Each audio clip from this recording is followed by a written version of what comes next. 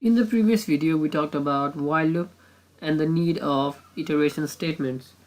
But the problem with while loop is that using it, we cannot be sure whether our uh, code inside the while block will be executed or not, because if the condition is initially false, our while loop can never run. So to solve this problem, we have another type of loop, that is do while loop. And using do while loop, we can be sure that our code inside the loop will execute at least one time. And in do while loop, we check the condition at the last, whereas in while loop we did it in the beginning. So the syntax of do while loop is we use the keyword do and then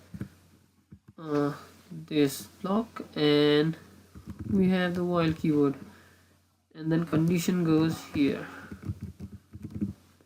So in the while loop, this part was right here, but now it is just reverse of this, and we need this semicolon after this while part, and the block of code goes inside here. And since the condition is checked at the last of the loop, this block inside here will surely run at least once.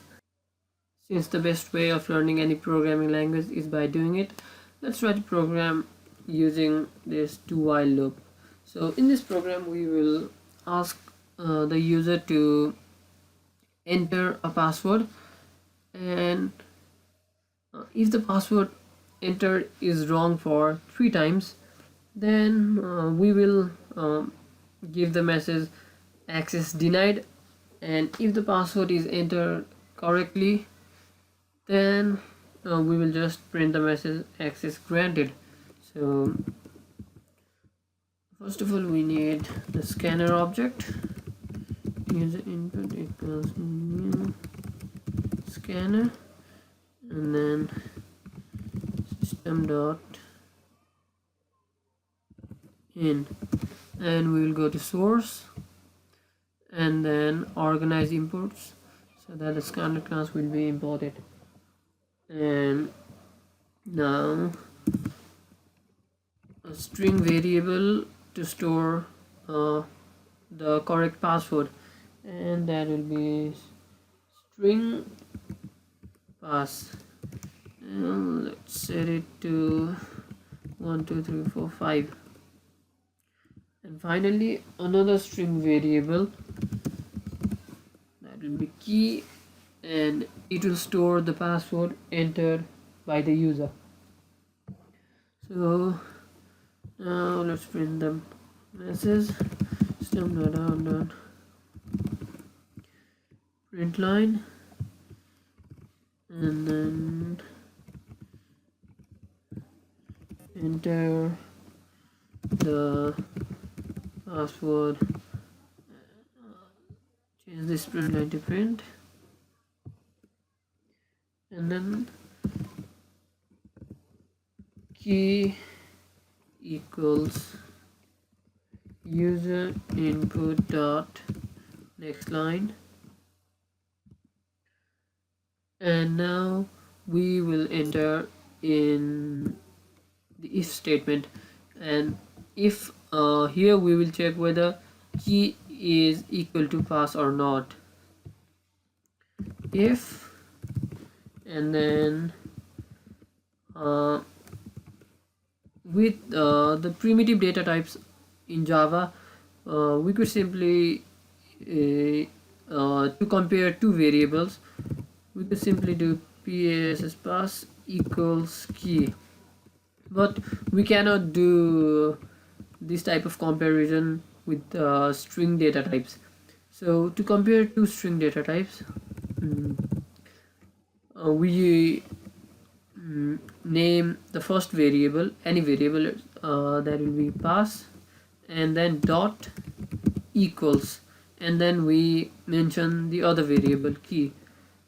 It can also be key dot equals pass. So Now it will check whether key is equal to pass or not, and if that is true, this if part will be executed. Otherwise we can have the else block. And if this is true, then we want a flag variable to tell us that the password is true. So for that we need a boolean variable, boolean, and let's say pass match equals, and that will be initially false. And when this and if the password match, then we will set its value to true, and otherwise we will, if the password is incorrect, we need to increase a counter variable to count the number of times the user entered the password. So for that we will need another int variable, and that will be counter, and its value will be initially set to 1. Then we will increase the value of counter by 1 if the password do not match. So we will use the increment operator and counter,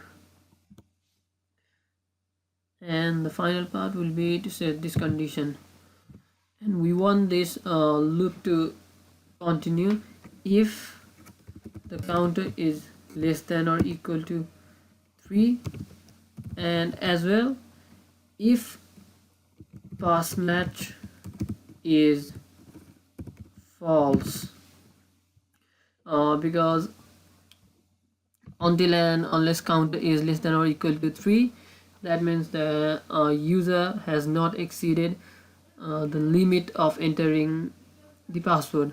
And if this pass match is false, it makes sure the password enter is incorrect.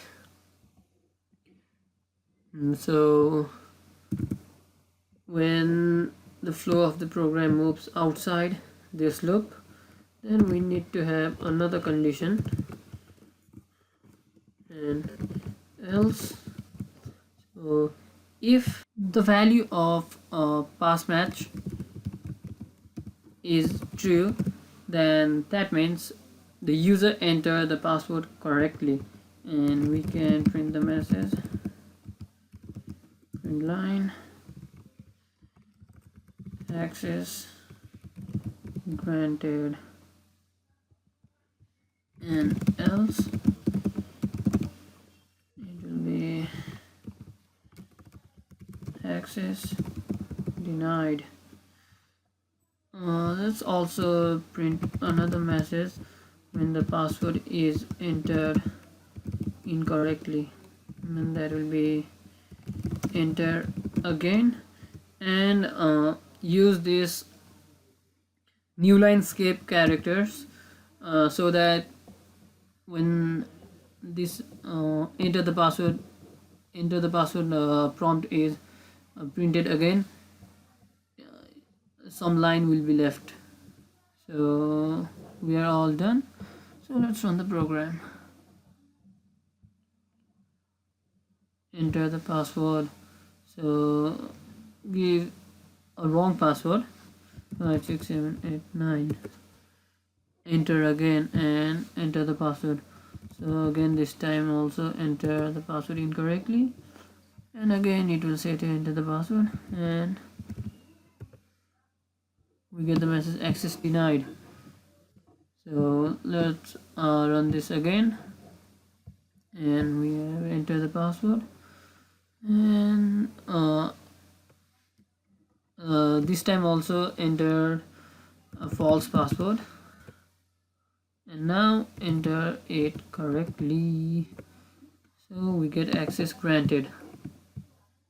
So you can see here, if this program was made using while loop, then we will need to have other extra statements to make sure the code inside the while loop ran at least once, and that would just make our program less effective. But using this do while statement, our code inside the loop ran at least once and our problem was solved. Now the final thing I want to talk about is the another way of writing this condition. Suppose we have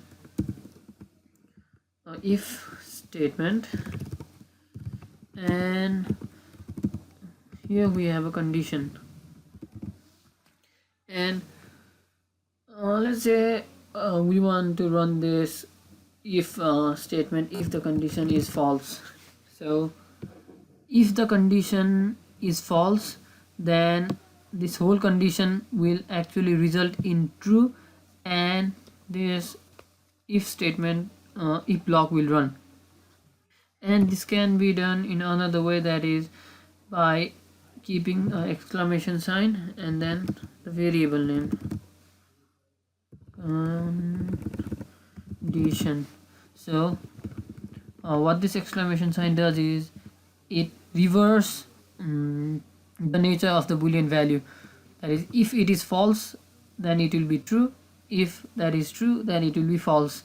So since we wanted to run this if block if this condition was false, then this false will become true and this loop can run. And if this is true, then it will be false and this if block will not run. So that is similar, like if the condition is true and we want this if block to run when that condition was true, then we would simply write the variable name. But in case of false conditions, we can just keep this exclamation sign, and similarly this thing can be done right here without writing this pass match equals false. We can just use exclamation pass match, and now this will reverse the boolean nature, and we will get the result. Enter the password, give any wrong password, and this time give a right password, and we will get the same result. So now we have finished this do while loop, and the final iteration statement that we are left with is the for loop.